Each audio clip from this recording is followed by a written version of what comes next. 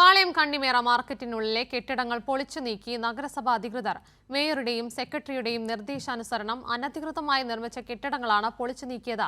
ലഭിച്ച നിർദ്ദേശത്തിന്റെ അടിസ്ഥാനത്തിൽ ആ പ്രവൃത്തി ചെയ്യുന്നുവെന്ന clean city manager S Prakash. Mayor ഇന്നലെ സ്ഥലം സന്ദർശിച്ചിരുന്നുവെന്നും കടയുടമകളുമായി മേയർ സംസാരിച്ചിട്ടുണ്ടാകാമെന്നും അദ്ദേഹം കൂട്ടിച്ചേർത്തു. മേയറുടെയും സെക്രട്ടറിയുടെ നിർദ്ദേശാനുസരണം നിലവിൽ അനധികൃതമായി ഈ ഭാഗത്തുണ്ടായിരുന്ന അനധികൃത നിർമ്മാണമാണ് നമ്മൾ പൊളിക്കാൻ പോകുന്നത്. നിർദ്ദേശാനുസരണം ഉണ്ടായിരുന്ന ഇവിടെ അനധികൃതമായി നിർമ്മിച്ച് കോഴിക്കച്ചവടം ചെയ്യുന്ന ഭാഗമാണ് നമ്മൾ പൊളിച്ചു മാറ്റുന്നത്.